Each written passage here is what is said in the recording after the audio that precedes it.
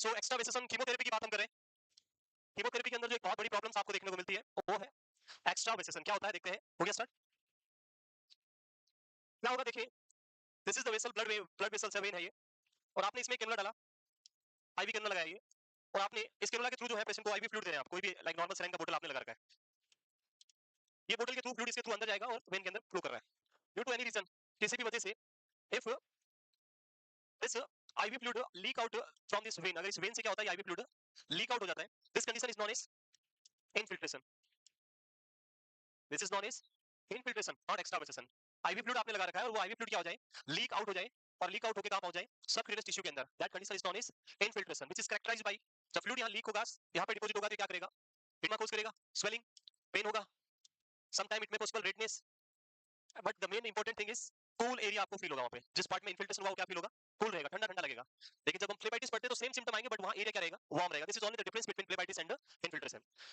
Now if you added a cytotoxic drug in this bottle, like you added busulfan or cyclophosphamide or any type of cytotoxic drug, आपने क्या किया इसमें, cytotoxic drug, chemo drug आपने इसमें add कर दिया बोतल में। नाउ अब आप किसको पेशेंट को क्या दे रहे हैं, कीमोथेरेपी प्रोवाइड कर रहे हैं। When you are giving chemo drug through this cannula and due to any reason if this chemo drug with fluid came out, this condition is known as extravasation. So infiltration of a cytotoxic drug और chemo drug that is known as extravasation. So difference infiltration और extravasation में सिर्फ इतना है, जब chemo drug बाहर आएगी तो हम बोलेंगे extravasation, and other than chemo drug कोई भी सब्सटेंस या फ्लूइड आउट होगा तो उसको हम बोलेंगे infiltration. This is only the difference, बाकी कोई अदर डिफरेंस नहीं है। इसको हम अलग क्यों बोल रहे हैं, बिकॉज़ जब ये नॉर्मल फ्लूइड आउट होता है तो ये यहाँ पे किसी तरह का कोई भी हार्मफुल इंपैक्ट नहीं करेगा, it will not cause any damage to the cell और इरिटेशन, ऐसा कुछ भी नहीं होगा। बट जब यहाँ पे कीमो ड्रग लीक आउट होगी तो ये क्या करेगी, यहाँ के टिश्यू को डैमेज कर देगी, साइटोटॉक्सिक, सेल के लिए टॉक्सिक है, सेल को डैमेज कर देगी, and that's why it is known as एक्स्ट्रावेसेशन।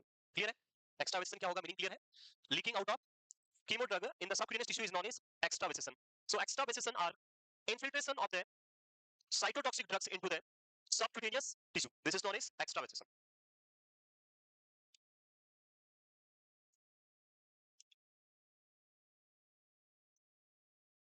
So difference clear हो गया, meaning of infiltration and extravasation. Infiltration means non-toxic substances.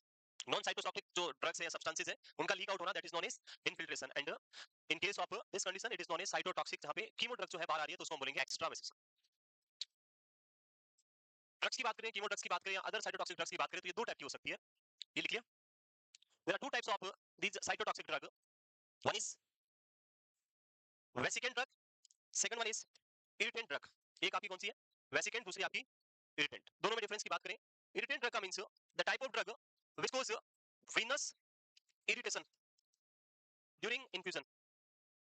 जब आप ड्रग देंगे तो वेन में क्या होगा, बहुत ज्यादा इरिटेशन होगा, like if you are giving potassium through the IV cannula, if you are giving infusion of potassium, तो पोटेशियम क्या करेगा, बहुत ज्यादा वेन में इरिटेशन एंड पेन कॉज करता है। If you are giving propofol through the vein, it will cause pain. So this type of drug is known as irritant drug. They will cause only the irritation and pain, but they will not cause any damage to the tissue. Tissue को damage नहीं करेगी, but patient को क्या होगा, irritation होगा, pen होगा। जैसे आप एंटीबायोटिक लगा के और पेशेंट को बोलते हैं ऐसे ऐसे करो, वो ऐसे ऐसे क्यों करता है, क्योंकि उसको अंदर क्या हो रहा है, इरिटेशन हो रहा है एंटीबायोटिक से। तो उन ड्रग्स को हम क्या बोलते हैं, irritant drug. These are not vesicant drug, ये डैमेज नहीं करती है, सिर्फ क्या करेगी, इरिटेशन करेगी। But when you are giving a vesicant drug, this drug will cause severe pain and also able to cause extravasation। जब ये सबक्यूटेनियस टिश्यू में डिपॉजिट होगी, सबक्यूटेनियस टिश्यू के अंदर डिपॉजिट होगी, लीक आउट हो गया यहाँ से और यहाँ डिपॉजिट हो गई, तो ये यहाँ पे क्या करेगी, टिश्यू नेक्रोसिस कोज करेगी, टिश्यू को क्या कर देगी, डैमेज कर देगी, नेक्रोसिस हो जाएगा। सो टिश्यू नेक्रोसिस ड्रग के लीक आउट होने से हो रहा है तो हम उसको बोलेंगे vesicant drug, and drug leak होने पे नहीं हो रहा है टिश्यू नेक्रोसिस, तो उसको हम क्या बोलेंगे, इरिटेंट ड्रग, ओनली पेन कोज कर रही है। हमारी ड्रग जो हम जो बात कर रहे हैं एक्स्ट्रावेसेशन की, वो इन दोनों में से कौन सी ड्रग एक्स्ट्रावेसेशन कोज करेगी, so vesicant drug, and all the chemotherapic drug are come under the vesicant drug. तो ड्रग दो टाइप की, one is irritant and one is vesicant. Irritant drug will cause only the irritation, but vesicant drug will cause damage to the tissue. Clear. तो अभी हम पहले बोला था, जब भी हम आईवी फॉर्म में कीमो प्रोवाइड करेंगे तो एज ए नर्स आपकी रिस्पांसिबिलिटी होती है, you should select the when which is larger in the size, avoid the areas with flexion like elbow, this wrist area, ये सारे अवॉइड करने होते हैं, अदरवाइज लाइन क्या हो सकती है, आउट हो सकती है। तो दिस इज वन कॉज कि आपने जॉइंट पे लगा दिया कैनुला और आउट हो गया, या स्मॉल वेन में लगाया था वो आउट हो गया। The other cause is whenever you are giving chemotherapy specifically, always check wet flow, blood return हो रहा है कि नहीं हो रहा है। If venous return is not there then you will not use the cannula. सो हमेशा ये चेक करना होता है कि ब्लड फ्लो, वेक फ्लो प्रेजेंट है या नहीं है। अगर वेक फ्लो एब्सेंट है तो हम उस कैनुला को यूज नहीं करेंगे। आपने उसको यूज कर लिया और आपको बाद में पता चला वो तो बाहर था और स्वेलिंग हो गया, अब आपका एक्सट्रावेशन देखने को मिल रहा है। The next thing is already having in swelling in the site of IV cannula, जहां पे कैनुला वहां स्वेलिंग हो रखा है, उसमें आपने लगा दिया, तो स्वेलिंग होना मतलब ऑलरेडी क्या हो चुका है, आउट हो चुका है, और आप उसमें लगाएंगे तो और क्या हो सकता है, एक्सट्रावेशन। तो ये कुछ कोज आप ध्यान रखेंगे, like absence of blood return from the IV cannula, resistance of flow of IV fluid, जब आप आईवी फ्लूइड लगा रहे हो तो बहुत पुश करने पे बहुत रेजिस्टेंस फील हो रहा है, और वो रेजिस्टेंस कब होता है, जब कैनुला आपका आउट हो जाता है, तभी ये रेजिस्टेंस होगा। Swelling pain and redness at the site, जब ये स्वेलिंग पेन और रेडनेस हो रहा है तो इंडिकेट कर रहा है इधर अगर ये कूल है तो इन्फिल्ट्रेशन को, और अगर ये वार्म है तो फ्लेवाइटिस को, और दोनों ही कंडीशन में आप आईवी फ्लूइड या फिर ड्रग जो है नहीं दे सकते, कीमो नहीं दे सकते अगर ये प्रेजेंट है तो। So these are the cause for extravasation. तो जब भी ड्रग दें तो पहले इन कोज को आइडेंटिफाई करें, पता लगाएं, और उसके बाद ही क्या करना है, ड्रग्स जो है वो प्रोवाइड करनी है।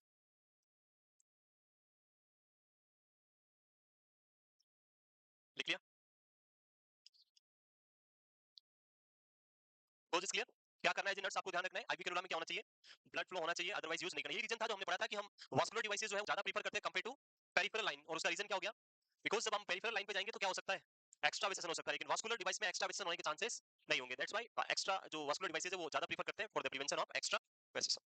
नेक्स्ट, अब आपने इस कंडीशन में ड्रग लगा दिया, लाइक ब्लड फ्लो नहीं था फिर भी लगा दिया, या जो भी रीजन था लगा दिया, और पेशेंट को क्या हो गया, एक्स्ट्रा वेसेसन हो गया, देन क्या मैनेजमेंट करेंगे? तो first management is always stop the drug. Drug क्या करना है, स्टॉप कर देना। जैसे हम ब्लड ट्रांसफ्यूजन में ब्लड रिएक्शन हो गया तो इमीडिएटली स्टॉप करते हैं, देन उसके बाद नॉर्मल सलाइन से फ्लश करना स्टार्ट कर देते हैं इमीडिएटली। सो यहाँ पे आपको क्या करना है, इमीडिएटली स्टॉप द इन्फ्यूजन, जो ड्रग दे रहे हैं उसको इमीडिएटली क्या करें, बंद कर दें। देन नेक्स्ट, आगे क्या करेंगे, remove the IV line, start NS, और कुछ साइट को ऑब्जर्व करना है। कैनुला क्या करेंगे, वही रखेंगे, हटा देंगे, नहीं हटाएंगे, आईवी फ्लूइड स्टार्ट करेंगे, कैनुला को रिमूव कर देंगे। So the next step is, first thing you have to immediately stop the drug, infusion जो हो रहा है उसको इमीडिएटली क्या करें, स्टॉप करें, but do not remove the IV cannula. Just disconnect the IV line but do not remove the IV cannula. Remove क्यों नहीं करना है उसका reason, like this is the vein, और बाय द वे कैनुला जो है यहाँ से आउट होकर यहाँ पहुंच गया, और यहाँ सारा क्या हो गया, ड्रग एक्यूमुलेट हो गया। So we know that cannula is inside the subcutaneous tissue, not in the vein.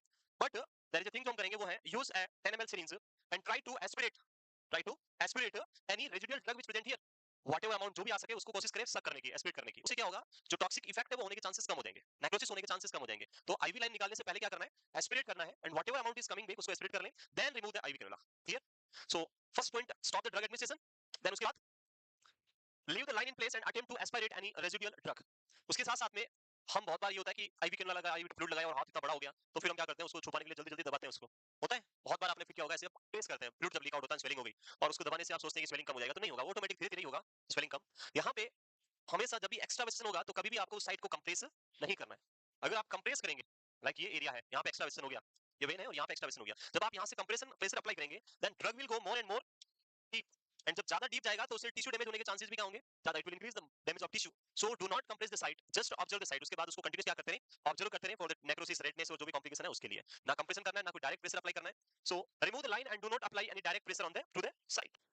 Then उसके बाद ऑब्जर्वेशन करना है, ऑब्जर्व करते रहे, observe the site regularly for pain, erythema, swelling, induration and necrosis. And the last important thing is documentation. So आपको document करना है। Documentation में हमेशा ध्यान रखना है, whenever you are going for chemo administration, before giving the drug, before starting the drug, you have to aspirate the fluid, जो भी आप कैनुला से एस्पिरेट करके देखें, ब्लड रिटर्न इज प्रेजेंट और एब्सेंट, उसको आप फाइल में मेंशन करेंगे, before starting chemotherapy blood return is present, no redness, no swelling, no erythema present around the site of this cannula, and उसके बाद आप ड्रग स्टार्ट करें। उससे आप सेफ रहेंगे, आपको किसी तरह का कोई भी इश्यू नहीं आएगा बाद में। अगर आप नहीं लिखोगे तो फिर बोलेंगे कि आपने चेक ही नहीं किया होगा, पहले से ही बनता होगा। सो आपको क्या करना है, ये सब देखना है। So document the appearance of the site before and after chemotherapy. पहले वाला क्या रहा था वो भी लिखना है, और बाद वाला भी आपको इंपॉर्टेंटली वहां पे डॉक्यूमेंटेशन करना है।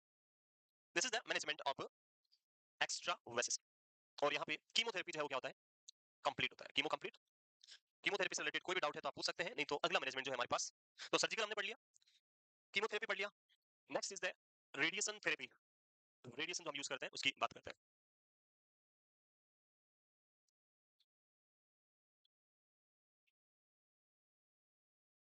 लिख लिया?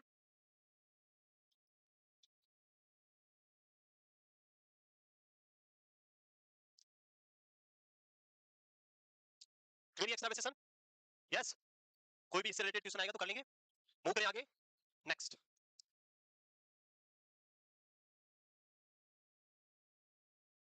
Next is the radiation therapy. जब हम रेडिएशन थेरेपी प्रोवाइड करते हैं, क्या होता है इससे, क्या करती है रेडिएशन? सो जब हम कैंसर डेवलपमेंट पढ़ते हैं तो हमने पढ़ा था, याद होगा आपने, कि व्हेन कैंसर सेल और नॉर्मल सेल की बात करें तो normal cell is only grow when body required. Normal cell में ग्रोथ कब होती है, जब बॉडी को रिक्वायरमेंट होती है, एंड इट ओनली ग्रो, जितना आपको रिक्वायर्ड है उतना ही ग्रोथ करता है, उससे एक्स्ट्रा नहीं करता है, and it automatically stimulated, sorry stop, बाद में कंप्लीट हो गया तो स्टॉप हो जाता है। लेकिन जब हम कैंसर सेल की ग्रोथ की बात करें तो first thing is it is start growth, जब बॉडी को रिक्वायर्ड नहीं है, मुझे रिक्वायर्ड नहीं है फिर भी क्या कर रही है, अननेसेसरी ग्रोथ कर रही है। सेकंड थिंग, जब बॉडी इनहिबिटरी सिग्नल पुट करेगी तो ये इनहिबिट नहीं करती है, वो फिर भी कंटीन्यूअस ग्रोथ करती है, उसको हम क्या बोलते हैं, कैंसर ग्रोथ। इसके अंदर आप लाइक हम एक सेल का एग्जांपल लेके पढ़ते हैं इसको। So this is a cell, और ये इसका जेनेटिक मटेरियल मान लीजिए, जो इसका डीएनए है, यहाँ पे डिफरेंट डिफरेंट टाइप्स के क्या होते हैं, डीएनए या जीन प्रेजेंट रहेंगे। सो फर्स्ट जीन की बात करें, यहाँ पे एक जीन प्रेजेंट है इधर, this is the first gene, and here we have one more gene, this is the second gene, and one more gene is present here. So this is gene which controlling these two genes. ये जो gene है वो क्या कर रहा है, इन दोनों gene को कंट्रोल कर रहा है. एंड ये जो जीन है वो आपकी सेल की ग्रोथ के लिए रिस्पांसिबल जीन है. सेल को ग्रोथ करवाने के लिए जो सिग्नल प्रोवाइड करेगा वो कौन करेगा, ये प्रोवाइड करेगा. जब भी आपकी सेल डैमेज होगी तो मैसेज किसके पास आएगा, इस ग्रोथ जीन के पास में, ग्रोइंग जीन के पास, और ये सिग्नल भेजेगा इन दोनों के पास. और फिर क्या होगा, ग्रोथ होगा. तो क्या होगा, जैसे आपने यहाँ पे सेल डैमेज हो गया, ये पार्ट क्या हो गया, डैमेज हो गया. अब इसको क्या करना है, रिपेयर करना है. तो सिग्नल पहुंचेगा इसके पास, ये जीन क्या करेगा, इस जीन को ऑर्डर देगा और ये क्या बनाएगा, नई सेल का फॉर्मेशन करेगा. ये क्या बनाएगा, डीएनए सिंथेसिस करेगा. और डीएनए सिंथेसिस से क्या बनेगी, न्यू सेल बन जाएगी, न्यू सेल्स. और ये नई सेल बनके ये एरिया वापस क्या हो जाएगा, हील हो जाएगा.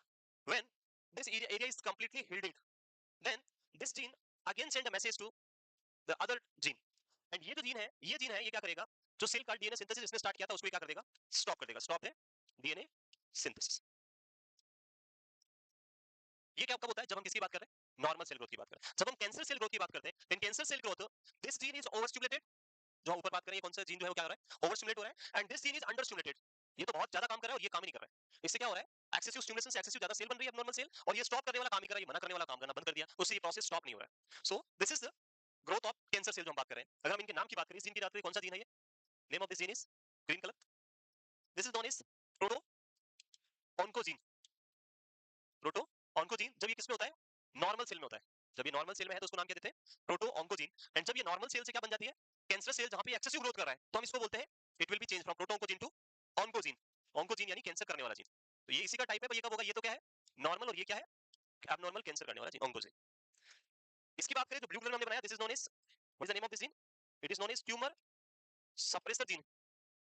Tumour suppressor gene which suppress the excessive growth of cell normally, and in cancer cell it is not working properly. ये बंद हो जाता है काम करना, और इसकी वजह से ये इसको सप्रेस नहीं करता, और उससे एक्सेसिव क्या होता है, सेल का फॉर्मेशन होता है. अब जो हम पढ़ने वाले मैनेजमेंट वो कौन सा है, रेडिएशन थेरेपी. जब आप रेडिएशन थेरेपी प्रोवाइड करेंगे, in the case of radiation therapy, the radiation therapy will damage this DNA. Radiation therapy क्या करेगी, आपके जो ऑन्कोजीन है, जो एक्सेसिव ग्रोथ कर रहा है, oncogene which is causing excessive growth will be damaged by the radiation therapy. And when this gene is damaged by the radiation therapy, then the new cell formation will stop and cancer will treated automatically easily treat हो जाएगा. So this is the mechanism of action how the radiation therapy work here. Clear? Normal cell में दो gene, नाम याद रखने, proto oncogene which is responsible for the synthesis of new cell, and tumour suppressor gene which is responsible for inhibition of the formation of new cell when not required. In case of cancer development, the proto oncogene is excessive stimulated, and the tumor suppressor gene is under stimulated, कम हो जाता है काम करना, और उससे क्या develop हो जाएगा, कैंसर. रेडिएशन थेरेपी किसको ब्लॉक करेगा, द ऑन्कोजीन. ऑन्कोजीन क्या है, जब कैंसर सेल में प्रोटो ऑन्कोजीन होता है उसी को हम क्या बोलते हैं, oncogene. So oncogene will be destroyed by the radiation therapy. Clear है, हटा दें, यस. अरे कुछ आया समझ में है, वापस बताएं. सो मैंने पहले बताया normal cell growth, normal cell growth, like ये पार्ट मेरा इंसर्ट हो गया यहाँ से. जैसे यहाँ पे इंजरी होगी, यहाँ से एक मैसेज आएगा, जो ग्रोथ को स्टिमुलेट करने वाला जीन है, ग्रोथ स्टिमुलेटरी जीन, ये वाला. इसके पास मैसेज गया और ये क्या बोलेगा इसको मैसेज कि भाई यहाँ पे हमें क्या रिक्वायर्ड है, इंजरी हो गई है और उसके लिए सेल की रिक्वायरमेंट है. ये किसको मैसेज भेजेगा, प्रोटो ऑन्कोजीन को, एंड उसको बोलेगा कि भाई you will start formation of DNA और न्यू सेल जो यहाँ पे रिक्वायर्ड है. तो ये बनाना स्टार्ट कर देगा. जस्ट फॉर एग्जांपल कि यहाँ पे 100 सेल की रिक्वायरमेंट है. कितनी रिक्वायरमेंट है, 100 cell. Then this proto oncogene will form the 100 cell, and when it is going for the formation of 101 number of cell, requirement कितनी है, 100 है. अगर ये 101 बनाने की कोशिश करेगा, तो ये वाला जो जीन है इधर, ये वाला ग्रोथ स्टिमुलेटरी फैक्टर जो जीन है, ये क्या बोलेगा इस वाले को कि भाई आप इसको बंद करो, अब हमें रिक्वायरमेंट नहीं है. सो ये ट्यूमर सप्रेसर जीन क्या करेगा, इसकी एक्टिविटी को लॉक कर देगा, और उससे नई सेल फॉर्मेशन 100 के बाद में नहीं होगा, और आपका जो रिपेयर पार्ट था वो कंप्लीट हो जाएगा. ये कब होता है, नॉर्मल सेल ग्रोथ में. यही अगर हम कैंसर सेल में पढ़ें, तो कैंसर सेल में पहला पॉइंट होता है कि ये जो कंडीशन है, प्रोटो ऑन्कोजीन है, वो हो जाता है एक्सेसिव स्टिमुलेटेड. और उसका रीजन क्या है, क्योंकि ये वाले को cancer cell, cancer growth block करवा देती है, ये वाला ब्लॉक हो जाता है, ये काम ही नहीं कर रहा है. जब ये काम नहीं करेगा तो इनहिबिटरी सिग्नल जो प्रोवाइड हो रहे थे वो नहीं होंगे, और इनहिबिशन नहीं होगा तो ये कंटीन्यूअसली क्या बनाएगा, नई सेल बनाएगा, उससे क्या डेवलप होगा, कैंसर. तो यहाँ पे जब हम रेडिएशन देंगे तो उस कंडीशन में ये जीन क्या हो जाता है, परमानेंटली डैमेज, और ये डैमेज होने से जो सेल ग्रोथ हो रही थी एक्सेसिव, वो वहीं पे क्या हो जाएगी, स्टॉप हो जाएगी. So this is the mechanism how the radiation will work. Clear, हटा दें. Next, first is radiation therapy is use of high energy ionising radiation to interrupt cellular growth. बताया cellular growth, damaging the cell DNA, कौन सा DNA को block करेगी, damage करेगी, oncogene, और वो किसका टाइप है, proto oncogene, and treat the variety of cancer.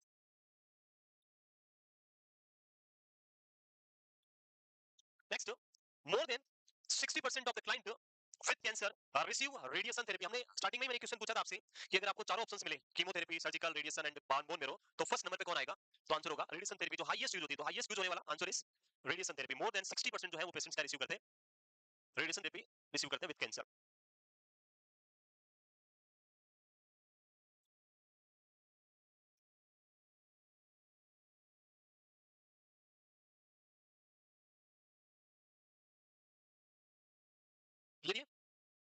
वो करें।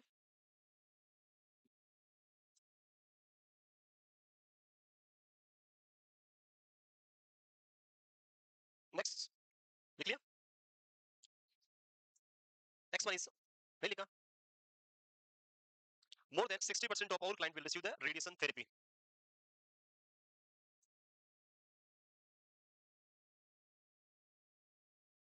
ट्यूमर लाइसिस सिंड्रोम क्लियर हो गया। सो ट्यूमर लाइसिस सिंड्रोम का मीनिंग क्या था? जब हम कीमोथेरेपी प्रोवाइड करेंगे, कीमोथेरेपी किसको डिस्ट्रॉय करेगी? कैंसर सेल को, ट्यूमर को। जब ट्यूमर डिस्ट्रॉय होगा तो वहां से चार थिंग्स रिलीज होती है। ट्यूमर के अंदर हाईएस्ट अमाउंट में क्या होता है? पोटेशियम सेल के अंदर, तो वो लीक आउट होकर ब्लड में आएगा और उससे ब्लड में किसका लेवल बढ़ेगा? पोटेशियम का। उसको हम क्या बोलेंगे? Hyperkalaemia. This is the first sign of TLS. Second thing, cell damage होता है। सेल जो है फॉस्फोलिपिड की बनी होती है, डीएनए प्रेजेंट होता है और उससे हाई अमाउंट में फास्फोरस रिलीज होगा और वो क्या करेगा? फास्फोरस के लेवल को बढ़ाएगा और उससे हाइपरफॉस्फेटेमिया होगा। जब फास्फोरस बढ़ता है तो कैल्शियम ऑटोमेटिकली क्या हो जाता है? डिक्रीज, और उससे हाइपोकैल्सीमिया होगा। और उसके बाद जब प्रोटीन मेटाबॉलिज्म होता है सेल का, मेम्ब्रेन से डीएनए का मेटाबॉलिज्म होगा तो उससे क्या रिलीज होगा? यूरिक एसिड, और उससे हाइपर यूरेसिमिया होगा। ये चारों सिम्टम हम पढ़ते हैं ब्लड के अंदर, लैब टेस्ट करके पता लगाते हैं। आप सैंपल लैब में भेजोगे, वो बताएंगे कि पोटेशियम कितना है, फास्फोरस कितना है, यूरिक एसिड कितना है, कैल्शियम कितना है। इसलिए हम इसको क्या बोलते हैं? लेबोरेटरी टीएलएस, क्योंकि ये लैब से पता चल रहा है। आप ये नहीं बता सकते देखिए मेरा पोटेशियम कितना है, 4.5 लग रहा है, मैं तो ऐसे नहीं बता सकते। वो कैसे पता चलेगा? लेबोरेटरी से। इसलिए हम इसको किसमें पढ़ते हैं? लेबोरेटरी टीएलएस में। लेबोरेटरी टीएलएस के पॉजिटिव की कंडीशन में कम से कम कितने सिम्टम आने चाहिए? मिनिमम 2। चार में से कोई भी दो अगर पॉजिटिव है तो हम बोलेंगे कि पॉजिटिव लेबोरेटरी टीएलएस। सेकंड हमने बात किया कि इन चारों के अल्ट्रेशन होने की वजह से बॉडी में कुछ सिम्टम आएंगे। पोटेशियम बढ़ेगा, कैल्शियम कम होगा, सीवियर अरिथमियाज देखने को मिलेगा हार्ट के ऊपर, और उसकी वजह से कार्डियक इश्यूज आएंगे, कार्डियक अरिथमियाज होगा। यूरिक एसिड बढ़ने से किडनी का फंक्शन अल्टर्ड हो जाएगा, मेटाबॉलिक वेस्ट बढ़ने से, और उसकी वजह से किडनी इनसफिशिएंसी होगी, एंड इलेक्ट्रोलाइट इम्बैलेंसेस की वजह से सीजर आने के चांसेस रहेंगे। तो ये तीनों किसकी वजह से आ रहे हैं? लेबोरेटरी टीएलएस की वजह से। तो जब आपको क्लिनिकल टीएलएस पे जाना, क्लिनिकल टीएलएस मतलब क्लिनिकल सिम्टम के बेस पे आप देख के बता सकते हैं। हार्ट रेट मॉनिटर में देख के बता दोगे, किडनी काम नहीं कर रही, यूरिन आउटपुट पे पता चल जाएगा, सीजर आ रहा है देख के बता देंगे। तो इनको हम क्या बोलते हैं? Clinical TLS. और इनके लिए आपको मिनिमम कितना सिम्टम चाहिए? एक तो सिम्टम चाहिए, और चार जो अपन ने लेबोरेटरी वाले पढ़े उनमें से कोई दो सिम्टम पॉजिटिव रही है तो हम क्या बोलेंगे? पेशेंट को क्या हो रखा है? TLS, tumour lysis syndrome. बाकी इसका मैनेजमेंट मैंने पढ़ा है, जो हम अकॉर्डिंग टू सिम्टम यहाँ पे मैनेजमेंट कर सकते हैं। क्लियर? नेक्स्ट, रेडिएशन थेरेपी में भी यूज्ड एज प्राइमरी, जहां पे ओनली रेडिएशन दे रहे हैं आप, एडजुवेंट जहां पे कीमो के साथ रेडिएशन दे रहे हैं, और पैलेटिव ट्रीटमेंट जहां पे सिम्टम्स से रिलीफ के लिए रेडिएशन दे रहे हैं, वहां पे ट्रीटमेंट पॉसिबल नहीं है, ओनली हम क्या कर रहे हैं? सिम्प्टोमेटिक रिलीफ के लिए रेडिएशन दे रहे हैं, उसको हम क्या बोलेंगे? Palliative treatment. Advent and primary और पैलेटिव ट्रीटमेंट।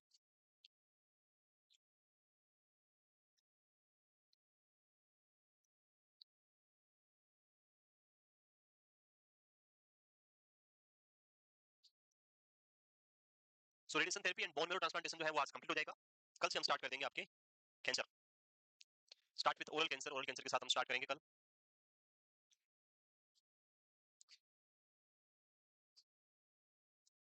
लिख लिया? नेक्स्ट, टाइप्स ऑफ रेडिएशन, नहीं लिखा? प्राइमरी यानी ओनली रेडिएशन थेरेपी दे रहे हैं, ना तो सर्जरी कर रहे हैं ना ही कीमो दे रहे हैं, we are only going for radiation therapy, that is known as primary radiation. When we are going with chemotherapy, वो सर्जिकल मैनेजमेंट और उसके साथ में रेडिएशन दे रहे हैं, उसको हम क्या बोलेंगे? एडजुवेंट। एंड जब सिर्फ सिम्प्टोमेटिक रिलीफ के लिए हम दे रहे हैं तो उसको हम क्या बोलेंगे?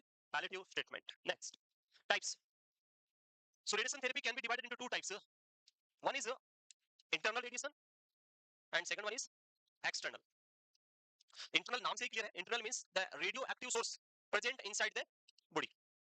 जो रेडियो एक्टिव सोर्स है वो कहां प्रेजेंट रहेगा? बॉडी के अंदर, तो उसको हम क्या बोलेंगे? Internal radiation therapy, which is also known as brachytherapy. And when the radioactive source which is present outside the body, this is known as external radiation therapy। Body के बाहर होगा एक्सटर्नल, बॉडी के अंदर होगा इंटरनल, याद रहेगा। Next, this is also known as teletherapy. When we are giving internal radiation therapy, it can be given in two form. One is in body cavity, one is in body cavity, second one is in the blood systemic.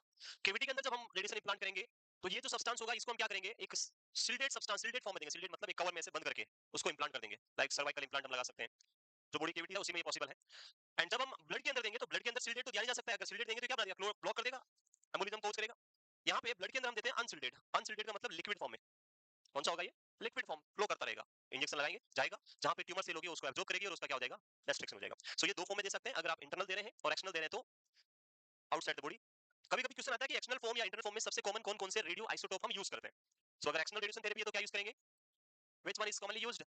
Cobalt 60, and internal है तो iodine 131। सो यहाँ पे पहला है external radiation therapy which is also known as teletherapy. External means radio active substance present outside the body, body के बाहर होगा, अंदर नहीं होगा, उसको हम क्या बोलेंगे? External. Actual radiation source is external to the client. ERT, external radiation therapy, is usually administered by high energy ray machine। एक मशीन है जो हाई एनर्जी के साथ यहाँ पे मैं पिक्चर दिखाता हूँ, इसको हम बीटाट्रॉन के नाम से जानते हैं. Like the betatron and linear oscillator machine containing a radio isotope. External में कॉमन कौन सा होगा? Cobalt 60. This is for external radiation therapy, ERT. याद रखेंगे. ये मशीन कुछ ऐसी होती है, ऐसी होती है हाई एनर्जी रे मशीन, जिसके अंदर आप पेशेंट को जो है कोबाल्ट 60 के थ्रू क्या करते हैं? रेडिएशन एक्सपोज करते हैं. जब इस मशीन के साथ रेडिएशन दी जाएगी तो हमें ध्यान रखना है as a nurse, you should only expose the body part which is going under the radiation. उसी को एक्सपोज करना है, रेडिएशन देनी है. दूसरे पार्ट को क्या करना है? कवर करना है. अदरवाइज कैंसर सेल में तो डीएनए डैमेज होने से कैंसर ठीक हो जाएगा, बट नॉर्मल सेल में डीएनए स्टिमुलेट होने से कैंसर हो जाएगा. अगर आपने नॉर्मल सेल पे रेडिएशन एक्सपोज किया तो जो आपका प्रोटो ऑन्कोजीन है वो एक्सेसिव स्टिमुलेट हो जाएगा और उससे क्या डेवलप करेगा? कैंसर. और कैंसर सेल है तो उसमें वो अंडर स्टिमुलेट होकर बंद हो जाएगा और आपका कैंसर ठीक हो जाएगा. तो इसलिए जब भी कीमो ये रेडिएशन देते हैं तो ध्यान क्या रखना होता है? only expose the body part which undergoing for the radiation. This is which type of radiation? External radiation therapy or ERT. एक तो इसका अदर नेम याद रखना है, क्या बोलते हैं इसको, तो आंसर होगा टेलीथेरेपी. एंड सेकंड याद रखना है कौन सा रेडियो आइसोटोप हम यहाँ पे यूज करते हैं? कोबाल्ट 60.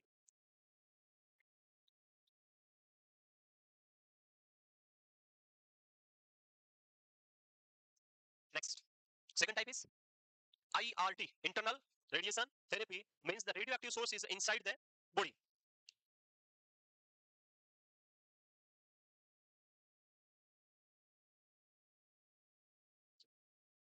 कल तो नहीं बुलाया? संडे सुबह, संडे सुबह आने के लिए बोला कल?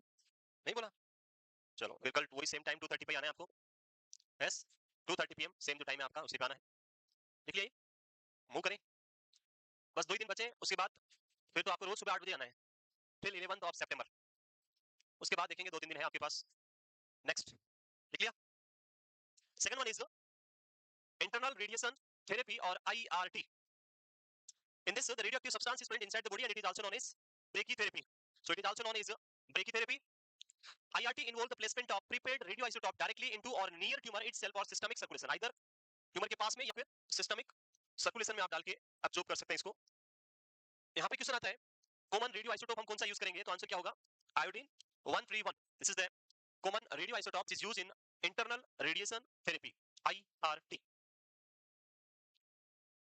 तो ERT और IRT दोनों क्लियर? Internal and external. अब इंटरनल में दो टाइप हो सकते हैं, या तो आप इसको बॉडी कैविटी में इंप्लांट करेंगे या फिर ब्लड के अंदर प्रोवाइड करेंगे. तो दोनों में सिल्डेड और अनसिल्डेड. क्वेश्चन आता है कि जब आप बॉडी कैविटी में पुट कर रहे हैं तो कौन सा सब्सटेंस देंगे, सिल्डेड और अनसिल्डेड? तो सिल्डेड देंगे. और जब आप वेन के अंदर डाल रहे हैं तो उसको हम अनसिल्डेड. तो ये लिख लिया?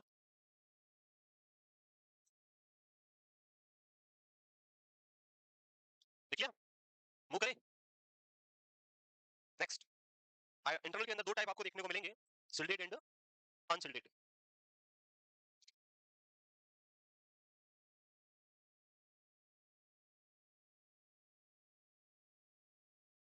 मूव करें. Next, unshielded source of radiation therapy. Unshielded means जो रेडियो आइसोटोप है वो किस में दिया जाएगा? वेन में या कैविटी में? सिस्टमिक रूट के थ्रू आप देंगे, वेन में आप देंगे. So it is given radioactive substance और radioactive material administered via oral और IV रूट. तो आपको देना है unshielded. And shielded source of RT is the radioactive material is enclosed in a shielded container and used for both intracavity और interstitial therapy. यहाँ पे जो कवर हम यूज करेंगे वो कवर जो है रेडिएशन को बाहर जाने से प्रोटेक्ट नहीं करेगा. रेडिएशन इजीली वहां से क्या हो सकती है? बाहर जा सकती है. बस पर्पस क्या है कि वो रेडियोएक्टिव सब्सटेंस जो है स्पिल नहीं होगा, इधर उधर नहीं जाए, पहले नहीं. उसको स्प्रेड होने से प्रिवेंट करने के लिए आपने क्या किया? एक स्पेशल कंटेनर कवर के साथ बंद कर दिया ताकि वो वहीं पे रहे और वहां से रेडिएशन एक्सपोज उसी पार्ट पे मिलता रहे. तो दो टाइप के सोर्स आपको मिलेंगे, one is unshielded and second one is shielded source of RT और रेडिएशन थेरेपी.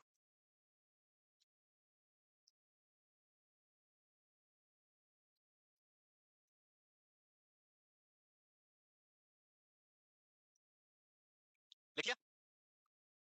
याद रहेगा कौन सा IV और कौन सा कैविटी के अंदर, इंट्रा कैविटी. सो दो टाइप हो गए यहाँ पे आपके, intra cavity and intra venous, या फिर ओरल रूट से भी आप दे सकते हैं अनसिल्डेड को. नेक्स्ट, जब भी हम रेडिएशन देते हैं तो यहाँ पे रेडिएशन का भी एक डोज होता है. जैसे आप कोई भी ड्रग्स दे रहे हैं तो ड्रग का डोज होता है, कीमो दे रहे हैं उसका डोज होता है, एंटीबायोटिक का डोज होता है. जैसे रेडिएशन का भी क्या होगा? एक फिक्स्ड डोज होगा. ऐसा नहीं अपनी मर्जी से जितनी चाहिए उतनी दे दो, जब तक ठीक नहीं होता देते रहो. It is having a fix dose of radiation. और डोज को कैलकुलेट करने के लिए वैसे तो हम BSc तो निकालना ही पड़ेगा, बॉडी सरफेस एरिया जो हमने पढ़ा था वो सेम रहेगा, पर यहाँ पे यूनिट कभी कभी पूछते हैं एग्जाम में. तो जो अगला पॉइंट है यहाँ पे, ओके पहले रेडिएशन सेफ्टी लिखा हुआ है वो पढ़ लेते हैं. रेडिएशन सेफ्टी का मतलब अपने आप को प्रोटेक्ट करने के लिए, लाइक एज ए नर्स आप अपने आप को प्रोटेक्ट कर सकते हैं. एज ए रिलेटिव जो भी है, अटेंडेंट जो भी है, उनको प्रोटेक्ट करने के लिए आपको क्या करना है? 3 प्रिंसिपल जो है वो फॉलो करना है. Principle number 1, contact time. तो first thing, contact time is same for everyone. ऐसा नहीं कि छोटा बच्चा है तो ये तो साथ में रह सकता है, ये ओल्ड एज है इसको जल्दी होगा, इसको बाहर रखो. It is same for everyone, and the time should be as minimum as possible. जितना मिनिमम पॉसिबल है उतना मिनिमम आप क्या रखें, टाइम रखें. बस ध्यान क्या रखना, मैक्सिमम टाइम अगर हम बात, कितना टाइम अलाउड है एक रेडिएशन थेरेपी के पेशेंट के पास में है, टाइम कुछ अलाउड होता है? हाँ वो तो है ही, फिर भी अगर एग्जाम में क्वेश्चन में टाइम लिख के आ गया तो फिर क्या करोगे? लाइक ऐसे बहुत सारे क्वेश्चंस आपके एनक्लेक्स बुक के अंदर जहाँ पे लिखा हुआ है कि एक हस्बैंड और वाइफ जो है, वाइफ को कैंसर हो गया और उस वाइफ को ये सिल्डेट सब्सटेंस लगाया हुआ सर्वाइकल में, और हस्बैंड पूछ रहा है कि मैं वाइफ को छोड़ के नहीं जा सकता, मैं तो यही नाइट में स्टे करूंगा साथ में, तो एज ए नर्स आप क्या करोगे? ऐसे क्वेश्चन है, it is question in your Lipin code book. And उसके अलावा ये आपके एनक्लेक्स में बुक है कि बच्चा जो है रूम में पहुंचता है और रिलेटिव के साथ में और वो बैठे हैं, तो अब नर्स उनको जो है क्या कहेगी, बाहर चले जाओ, नहीं बैठना है, नहीं जाना है, क्या करेगी, कितने टाइम के लिए स्टे कर सकते हैं, ऐसा कुछ भी ऑप्शन थे उसमें. तो क्या है, लिमिटेड टाइम होगा, कुछ तो होगा. So maximum time which is allowed to stay in that patient, जो हम बात करें, पहला तो ऑप्शन करेक्ट है कि एज मिनिमम एज पॉसिबल. फिर भी अगर हम एक लिमिटेशन की बात करें तो the time which is allowed maximum that is only the 15 minutes. कितना? 15 मिनट, उससे ज्यादा आपको किसी को स्टे नहीं करने देना. उनको बाद में क्या करो, अब आप चलो बाहर. समटाइम क्वेश्चन ऐसे भी आ जाता है कि एक पेशेंट है और रेडिएशन इम्प्लांट लगा हुआ है, उसमें कौन सा स्टेटमेंट रॉन्ग है. So place the patient in a semi private room, do not allow to stay with more than 50 less than more than 15 minutes, और children is allowed with children is not allowed with the patient, और always wear the lead apron. क्या गलत है, which statement is wrong? ये question है, ये next question है. Patient is having radio implant and there are four statement, which one is wrong? Children is not allowed, maximum stay time is less than 15 minutes, put the patient in semi private room, और last one is क्या था, lead apron, wear always the lead apron. Which one is the wrong statement? So it is very simple thing. अरे semi private का मतलब दो patient रहते हैं room में, एंड अभी हम बोल रहे हैं कि 15 मिनट से ज्यादा अलाउड नहीं है, and you are keeping patient with other patient for whole time. Patient जो रेडिएशन वाला है वो हमेशा प्राइवेट रूम में रहता है, उसको कभी भी सेमी प्राइवेट में नहीं रखना है. So this is the wrong statement. Do not keep the patient in semi private room. Provide है प्राइवेट रूम, अकेला रखना है उसको प्राइवेट रूम में, सेमी प्राइवेट में नहीं रखना है. तो ये कॉन्टेक्ट टाइम हो गया, क्लियर. नेक्स्ट सेकंड आता है, वो आता है डिस्टेंस. डिस्टेंस में जैसे कॉन्टेक्ट टाइम में था as minimum as possible, distance में होता है एज मैक्सिमम एज पॉसिबल. जितना दूर रह सके रह लो. अभी यहाँ से सुन रहे हैं, सुन ले, मैं यही ठीक हूँ. अगर आपको लग रहा है कि नहीं मुझे पास जाना ही पड़ेगा, तो वहां भी एक लिमिटेशन है. जैसे टाइम में लिमिटेशन है, वैसे यहाँ भी क्या होगा, लिमिटेशन. एंड एज मिनिमम जो हम बात कर सकते हैं वो है 6 फीट. कितने दूर पे आपको खड़ा रहना है, 6 फीट, उससे ज्यादा पास नहीं जाना. 6 फीट दूर रहे, बात करें, 15 मिनट से ज्यादा नहीं रुके और वापस अपने घर निकल जाए, नहीं तो आपके ऊपर क्या होगा, रेडिएशन एक्सपोजर होगा. तो this is the second principle. First one is contact time, second one is distance. The third which is very important principle, that is shielding device, जिसको हम क्या बोलते हैं, lead apron. So lead is a metal which provide you a resistance of these radiation waves. जैसे radiation आपकी body पे आएगी, अगर आपने लेड वियर किया तो लेड उसको क्या करेगा, वापस रिटर्न कर देगा, आपकी बॉडी में एब्जॉर्ब नहीं होगी. It provide protection. Lead apron के अंदर भी कुछ प्रिंसिपल्स जो आपको ध्यान रखना है. फर्स्ट पॉइंट, अभी मैं इसके बाद पढ़ाऊंगा कि बॉडी के कौन से टिश्यूज होते हैं जो हाईली सेंसिटिव होते हैं, कौन से टिश्यू होते हैं जो लेस सेंसिटिव होते हैं. तो अगर हम लेस सेंसिटिव की बात करते हैं तो सबसे लेस सेंसिटिव जो रेडिएशन को एब्जॉर्ब करता है वो होता है कौन, list sensitive tissue in bone. Bone, हमारी बॉडी में सबसे लिस्ट सेंसिटिव कौन है, बोन. बोन बहुत रेयरली रेडिएशन को एब्जॉर्ब करता है, इसलिए आप देखेंगे कि जो शील्डिंग डिवाइस होता है वो सिर्फ यहाँ से लेकर यहाँ तक ही होता है, इतना ही होता है. क्योंकि यहाँ सारा क्या है, बोन का इतना बड़ा क्रेनियम बोन है, इतना बड़ा, वो कुछ नहीं होने देगा.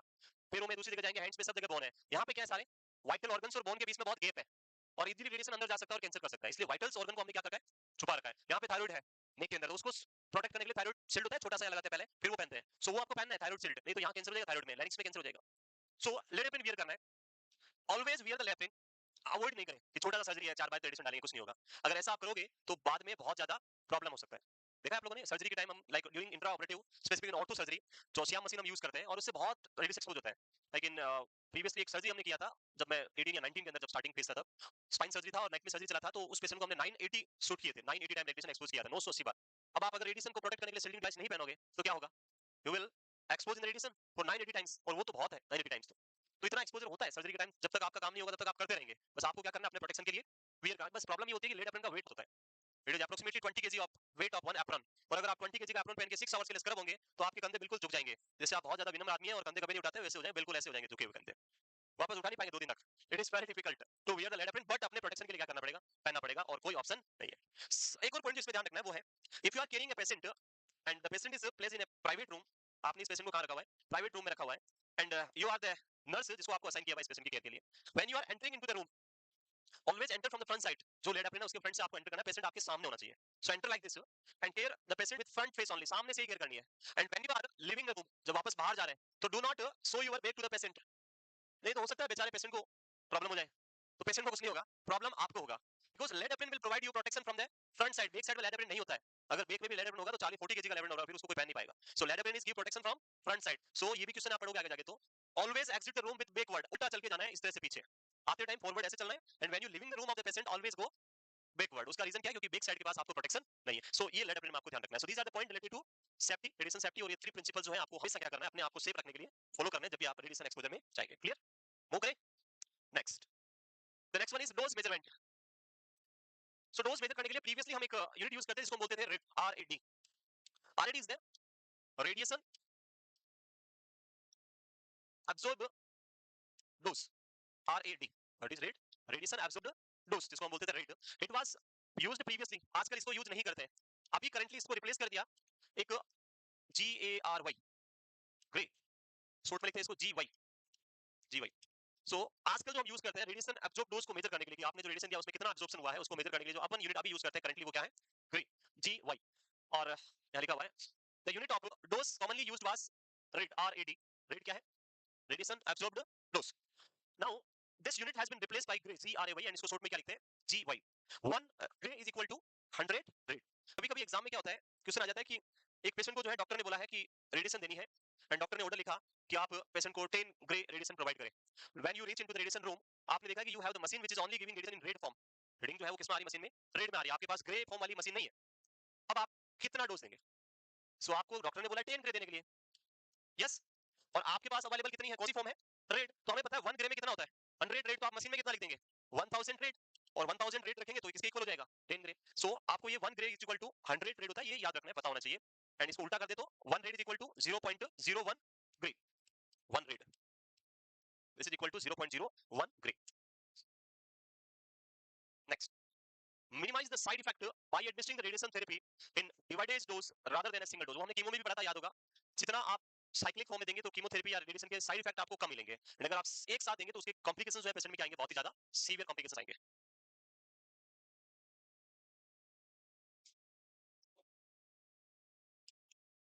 तो डोज मेजरमेंट के लिए यूनिट याद रहेगा, previously used unit is red और अभी हम यूज करें ग्रे. रेड का फुल फॉर्म याद रखें, रेडिएशन एब्जॉर्ब डोज.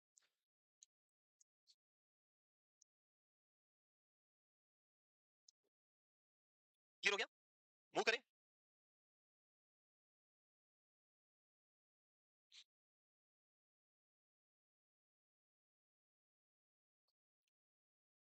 आपने कितना रेडिएशन एक्सपोज लिया है अपने ऊपर, उसका कैसे पता चलता है?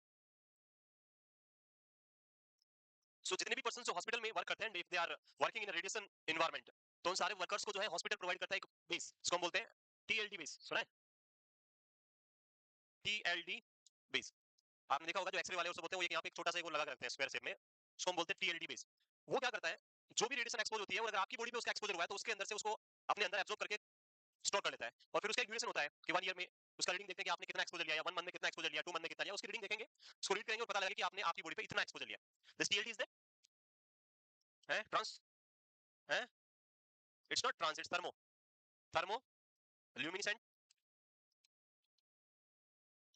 D4 डोज, डोसीमीटर, डोज को मेजर करने वाला dosimeter, thermoluminescent dosimeter, TLD. Next, चलो ये तो आप देख लेना, हटा दें इसको. Next is radio sensitive tumour. Body के अंदर हाईएस्ट सेंसिटिव ट्यूमर कौन सा है, जिसपे सबसे ज्यादा रेडिएशन एब्जॉर्प्शन होता है, लिस्ट कौन सा है वो हम बात करते हैं. तो आपको कम से कम दो तो याद रखने हैं, one is highest and one is list. Highest की बात करें तो फर्स्ट नंबर पे आता है pancreas. Pancreatic tumour is the highest radio sensitive tumour. Means अगर आपका पेनक्रियास नॉर्मल है और आप रेडिएशन एक्सपोज करेंगे तो हाईएस्ट चांस है कैंसर होने के पेनक्रियास में. And bone is having least chance for development of cancer due to the radiation. And अगर पेशेंट में पेनक्रियाटिक कैंसर है, then give the radiation therapy to the patient and highest chance है ठीक होने के भी, क्योंकि वो रेडिएशन को क्या करती है, हाईएस्ट एब्जॉर्ब करता है. सो हाईएस्ट अगर हम बात करें यहाँ पे highly sensitive tumour, the lymphoid, anaplastic, lymphocytic and pancreatic, सबसे ज्यादा याद रखना है आपको पेनक्रियाटिक. ये सारे तो ब्लड के ही हैं, सारे किसके, ब्लड के. पर ऑर्गन में मेन कौन सा है, मैक्सिमम जो आपको मिलता है वो किसके साथ होगा, पेनक्रियाटिक ट्यूमर में. Then moderate sensitive, the reticular brain के अंदर squamous cell. Least sensitive tumour of mesenchyme और osteo, osteo means bone. So bone आपका सबसे लिस्ट सेंसिटिव एंड आपका पेनक्रियास जो है वो सबसे हाईली सेंसिटिव.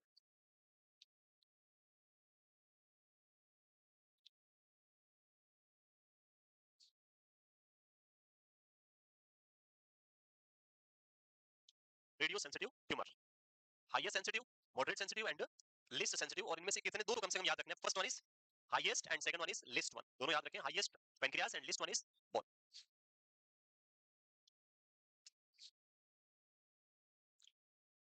पूरा कल रिवीजन करके आएंगे जो हमने पढ़ा है, कीमोथेरेपी के साइड इफेक्ट्स, TLS जो पढ़ा था, उसके अलावा एक्स्ट्रावेसेशन, रूट ऑफ कीमो एडमिनिस्ट्रेशन, और उसके बाद में रेडिएशन थेरेपी, रेडियो सेंसिटिव जो भी है ये सारा. और नेक्स्ट इज स्किन केयर, बहुत इंपॉर्टेंट है नहीं है. सो जब आप रेडिएशन एक्सपोज करते हैं तो उससे कुछ प्रॉब्लम्स देखने को मिलती है. The first one is person will have highly irritation. Skin पे बहुत ज्यादा क्या होता है, इचिंग होती है. एंड पर्सन अगर इचिंग करने जाएगा तो वहां पे वुंड बन सकता है, इन्फेक्शन हो सकता है. और इसको प्रोटेक्ट करने के लिए आपको क्या करना है, नेल्स को सोल्ड रखना है. पहले पॉइंट, नेल्स क्या रखना है, हमेशा सोल्ड रखने. उसके अलावा जब भी हम स्किन की बात करेंगे तो डॉक्टर जो है जिस एरिया को रेडिएशन प्रोवाइड करनी है उसको बिफोर रेडिएशन थेरेपी मार्किंग करते हैं, सो सिर्फ उसी पार्ट में रेडिएशन मिले, अदर पार्ट में नहीं मिले, और उसकी ये मार्किंग होती है और आपको ध्यान रखना है वो मार्किंग एरिया जो है रिमूव नहीं करना है, नहीं तो जो टेक्नीशियन एक्सपोज करेगा उसको पता नहीं चलेगा कहाँ रेडिएशन देनी है, डॉक्टर ने तो मार्क करके भेज दिया, अब डॉक्टर तो रेडिएशन देगा नहीं, रेडिएशन कौन देगा, लाइक कीमोथेरेपी डॉक्टर ने लिख के दे दी, अब हम ही तो जो कीमो नर्स होगी वही तो ट्रांसफ्यूज करेगा, सेम रेडिएशन भी ऐसे टेक्नीशियन देगा, अब आप हटा देंगे तो उस पता नहीं होगा और अदर पार्ट एक्सपोज होगा तो कैंसर उल्टा दूसरे पार्ट में हो सकता है। So first thing is keep skin dry ताकि मार्किंग ना हटे, इन्फेक्शन ना हो, do not wash the treatment area until you are instructed to do so, जब तक डॉक्टर ना बोले तब तक वॉश नहीं करना है, अगर डॉक्टर बोला है कि इरिटेशन होगा और उसको प्रोटेक्ट करने के लिए आप नॉर्मल वॉश कर सकते हैं तो घर जाएं और ओनली सॉप एंड वाटर से वॉश करें, ऐसा नहीं पता नहीं कौन कौन से सॉप ला के केमिकल ला के घर पे बैठ के उसको कर रहे हैं इमोलिएंट लगा के पता नहीं मसाज किए जा रहे हैं, नहीं करना है, सिंपली क्या करना है नॉर्मल सॉप एंड वाटर से वॉश करना है, when permitted wash the area with mild soap and water to prevent the irritation, जो इचिंग हो रहा है उसको प्रोटेक्ट करने के लिए, प्रिवेंट करने के लिए, do not remove the lines और ink marks place on your skin, जो मार्किंग की गई है वो हमें उसको रगड़ रगड़ घिस घिस के हटाना ही है, वो रहने दें वहीं पे, वो आपके किस में हेल्प करेगी उस एरिया को आइडेंटिफाई करने के लिए कि यहाँ पे रेडिएशन एक्सपोज हम करने वाले हैं। उसके अलावा कुछ फैक्टर्स होते हैं जो रेडिएशन के इरिटेशन को इंक्रीज करेंगे, लाइक रेडिएशन के साथ साथ आप सनलाइट एक्सपोजर में जा रहे हैं, जब सनलाइट एक्सपोज होगा तो सनलाइट के अंदर भी यूवी रेज है और वो भी आपको क्या करवाएगी, इरिटेशन कराएगी, तो पेशेंट को एडवाइस करना है कि घर में रहें, सेफ रहें, बाहर नहीं जाना है, फिर भी नहीं माने कि बाहर जाना ही है तो फिर wear the full covering clothes, layered clothes and full covering cloth पहनना है, फिर भी नहीं माने मैं तो नहीं पहनूंगा, तो उसको बोले सनस्क्रीन क्रीम लगा के जाए, वो भी नहीं माने तो फिर तेरी मर्जी है जहाँ पे जा, और बाद में हमारे पास बस आना ही है थोड़ी देर में, सो उसकी चॉइस है, उसकी इच्छा वहाँ करे, पर हमें ध्यान रखना है एडवाइस पेशेंट को देनी है कि सनलाइट अवॉइड करें, कोशिश करें डे टाइम में नहीं जाए, early morning and let evening जाए, वहाँ पे सनलाइट जो एक्सपोजर लाइट जो है वो थोड़ी लेस होती है कंपेयर टू डे टाइम, दिन में जो सुबह 9 10 11 बजे से लेकर 3 बजे तक जो लाइट होती है बहुत डेंजरस होती है और वो बहुत सीवियर क्या करेगी, कॉम्प्लिकेशंस करेगी, क्लियर है। Next, avoid using any powder, lotion, creams, alcohol और deodorants on the treatment area, तो भाई साहब या मैडम को बोले कि ये मेकअप पाउडर सब बाद में लगा लेंगे जिंदा रहे तो, अभी क्या करो अपने आप को, सेफ्टी ज्यादा जरूरी है, बाद में हाथ या जो भी कैंसर वाला पार्ट है वो बचा तो हम बाद में लगा ही लेंगे, कहाँ जाएंगे, अभी अपनी सेफ्टी रखो, सो क्रीम पाउडर लोशन ये सारे इरिटेशन ज्यादा करेंगे, इन्फेक्शन कोज करेंगे, तो ये सारी चीजें अवॉइड करनी है, लूज फिटिंग क्लॉथिंग्स पहनने, कपड़े टाइट नहीं पहनने, फिट बिल्कुल टाइट कपड़े पहन के निकल रहे हैं तो फिर वो ज्यादा टाइट कपड़े वो ज्यादा क्या करेंगे, स्किन इरिटेशन करेंगे, तो लूज क्लॉथिंग्स वियर करना है,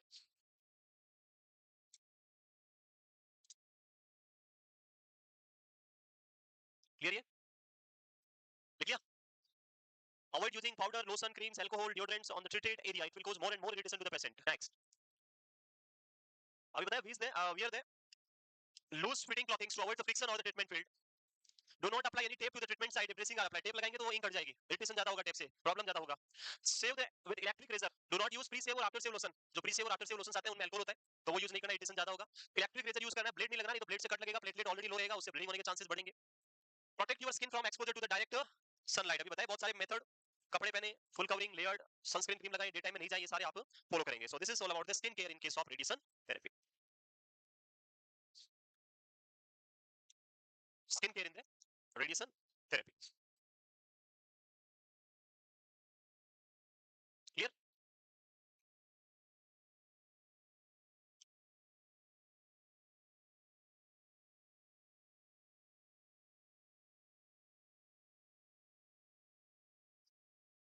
नेक्स्ट दिस साइड इफेक्ट कुछ होते हैं रेडिएशन देने से, twice like chemotherapy radiation therapy will also cause myelosuppression, it also cause pancytopenia, decreased number of RBC WBC and platelet, उसके साथ साथ में कुछ अदर कॉम्प्लिकेशंस जो आपको यहाँ देखने को मिलेंगे, तो ये लिख लिया,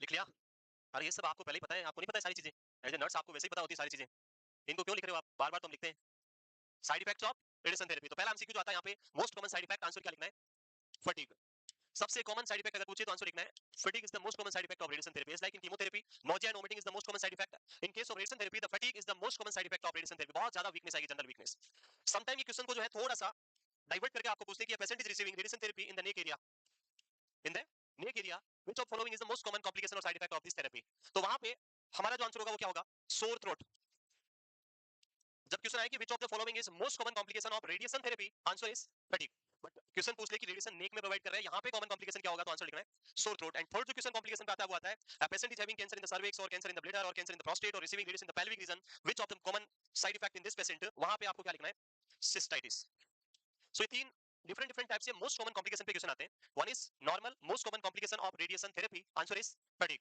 इन neck region most common complication sore throat, and in pelvic region answer is cystitis, inflammation of bladder, so first is fatigue, erythema, dermatitis, GI disturbances, nausea, vomiting, infertility and cystitis, these are the common complication of radiation therapy, और आपने लिखी है सारे, एक और क्या लिख देंगे, sore throat, ये कहां होगा? पेल्विक में, ये आपका नेक में, और ये आपका most common.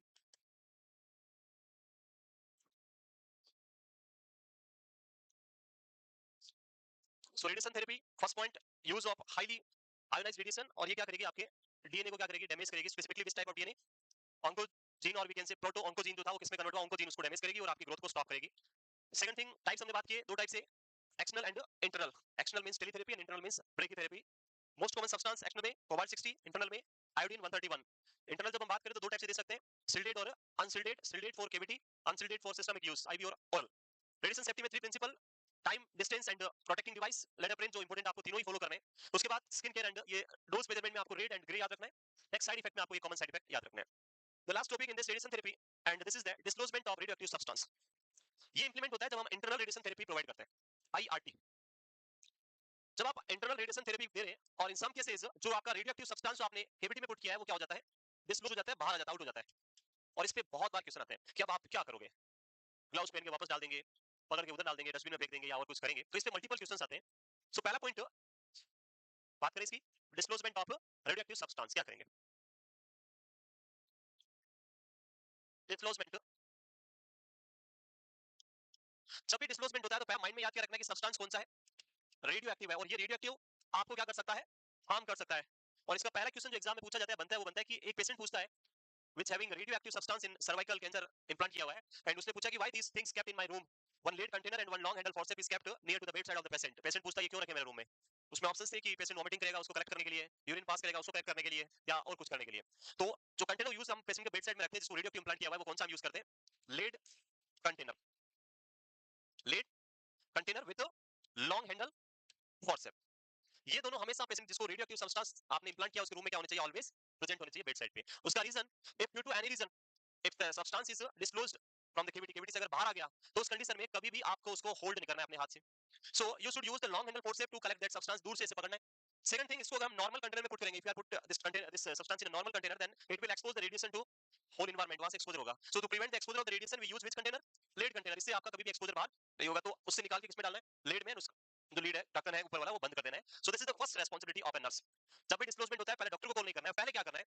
Use the long handle forcep, use the lead container to put the जो भी आपका रेडियो सब्सटेंस है उसको कंटेनर में पुट करना है, then close the container and then inform to the doctor. उसके बाद आपको क्या करना है? डॉक्टर को इन्फॉर्म करना है। इससे पहले कोई भी डॉक्टर को इन्फॉर्म नहीं करेंगे। पहली रिस्पांसिबिलिटी आपको उसको करेक्ट करके पुट करना है। कभी भी जो भी सब्सटेंस आउट हो गया है उसको वापस रीइंसर्ट आपको नहीं करना है। रीइंसर्ट करेंगे तो आपकी बॉडी को क्या हो सकता है? हार्म हो सकता है। तो ये पर्पस बताना है पेशेंट को क्यों रखा है। तो क्या होगा अगर कभी बाहर आ जाए तो उसको कंटेनर में डाल के रखने के लिए हमने रखा हुआ है। इसमें या तो यूरिन करना है, ना ही कोई आपका वोमिटिंग करना है, उसमें कुछ नहीं होगा यूरिन और वोमिटिंग में, उसमें कोई रेडिएशन नहीं होगा। रेडिएशन इस सब्सटेंस में है और उसको आपको इमीडिएटली क्या करना है? यूज करना है। क्लियर? तो डिस्क्लोजमेंट होने पे क्या करोगे? इसमें कुछ नहीं लिखा हुआ है, खाली है, यही करना है, वो खाली। आगे दूसरा टॉपिक आ गया। जब डिस्क्लोजमेंट होगा तो क्या करना है? Use the long handle forcep and lead container to hold और to place the radioactive substance, और उसके बाद क्या करना है? Inform to the doctor. The next topic, very important topic and management in cancer of blood. So it is the management for blood cancer. Hematopoietic cancer या जो blood cancers होते हैं उनको मैनेज करने के लिए हम क्या करते हैं? बोन मैरो ट्रांसप्लांट करते हैं। तो फर्स्ट थिंग, जो बोन मैरो ट्रांसप्लांट है ये नेम गलत है। It is not bone marrow transplantation, because हम पेशेंट में बोन मैरो ट्रांसप्लांट नहीं करते। पेशेंट में क्या ट्रांसप्लांट किया जाता है? स्टेम सेल को ट्रांसप्लांट किया जाता है। So the real name is stem cell transplantation, but ये स्टार्टिंग से चला आ रहा है इसलिए इसका नाम क्या है? Bone marrow transplantation. तो देखते हैं क्या होता है।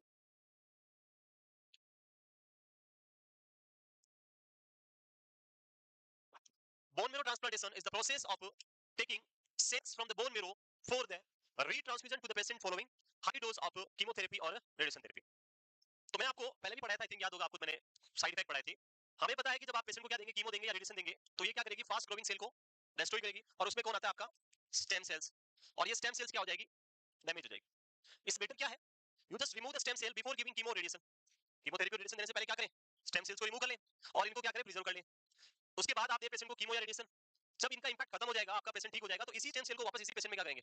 रीट्रांसफ्यूज कर देंगे। सो this is the one thing, one way जो हम कर सकते हैं यहाँ पे। ये उन पेशेंट्स में जिनमें ब्लड कैंसर नहीं है। ये patient is suffering with blood cancer, then उसका अपना ब्लड में तो काम ही नहीं आएगा वहां पे। तो ये किसके लिए? लाइक पेशेंट को कैंसर हो गया स्टमक में, लिवर है, किडनी में, और उनको मेडिसिन दे रहे हैं, कीमो दे रहे हैं, तो वहां पे ये बेनिफिशियल हो सकता है। आप रिमूव करें, प्रिजर्व करें, कीमो दें, एंड देन उसके बाद वापस क्या करें? रीट्रांसफ्यूज कर दें। So this is the first thing. In case of blood cancer we will take bone marrow from other person, दूसरे से लेंगे एंड इसको ट्रांसफ्यूज करेंगे, तो वो भी इसी में आएगा। So bone marrow is the process of taking cells from the bone marrow for the retransfusion of the patient following high dose of chemo and RT. This process now called, अभी क्या बोलते हैं इसको? Stem cell transfusion. बिकॉज़ हम bone marrow transfuse नहीं करते, हम क्या ट्रांसफ्यूज करते हैं? स्टेम सेल को ट्रांसफ्यूज करते हैं यहाँ पे। स्टेम सेल्स ये तो ऑलरेडी आपने पढ़ाई है, क्या बनाती है, तो आंसर होगा it's responsible for the formation और synthesis of RBC, WBC and platelet with the help of hematopoiesis, जो ब्लड फॉर्मेशन होता है उसके थ्रू ये आरबीसी, डब्ल्यूबीसी प्लेटलेट फॉर्मेशन करता है. Sometime stem cells are also circulate in small number in your blood. Blood के अंदर भी आप देखेंगे तो कुछ नंबर में स्टेम सेल्स होती है. स्पेसिफिकली जब आप देखेंगे, अगर अभी हम हमारी बात करें तो अभी तो बहुत कम नंबर ऑफ स्टेम सेल्स जो ब्लड में होगा, बट जब आप कीमोथेरेपी देंगे या रेडिएशन थेरेपी देंगे तो उस कंडीशन में कीमो क्या करेगी, फास्ट ग्रोइंग सेल को डैमेज करेगी, डिस्ट्रॉय करेगी. उस कंडीशन में स्टेम सेल्स अपने आप को प्रोटेक्ट करने के लिए बोन से बाहर निकल के कहां जाएगी, ब्लड में. उनको लगेगा कि यहां मारने आ रहा है तो वहां भाग जाओ, और वहां चली जाएगी. और उस कंडीशन में आगे मैं पढ़ाऊंगा इसमें, जो हम डोनेशन करते हैं तो वहां पे डोनेशन लिया जा सकता है जब स्टेम सेल्स बाहर आ जाती है. ब्लड से भी हम इनको रिमूव कर सकते हैं विद मशीन, जिसको हम बोलते हैं प्लाज्मा पेरेसिस मशीन. अब कुछ पॉइंट यहाँ पे, पहला पॉइंट कि स्टेम सेल्स का जो वर्किंग एरिया है वो क्या होगा. स्टेम सेल्स कहां काम करती है, बोन में या ब्लड में. तो stem cells are only working when they are present in bone. So blood में इनका नंबर स्मॉल होता है नॉर्मली. अगर इनका नंबर ब्लड में ह्यूज है, ज्यादा भी है, तो वो नॉन फंक्शनल होगी, वो कभी भी काम नहीं करेगी, और वहां इनका प्रेजेंस कोई काम का नहीं है. इसलिए हम ब्लड में जो भी स्टेम सेल्स होती है उनको रिमूव करके पेशेंट को ट्रांसफ्यूज कर सकते हैं. उससे आपकी बॉडी में या मेरी बॉडी में कोई कॉम्प्लिकेशन नहीं होगा. This is the one thing. Second thing, stem cells bone में तो है ही, ब्लड में है, लेकिन कभी कभी आप देखेंगे huge number of stem cell also present in our placenta.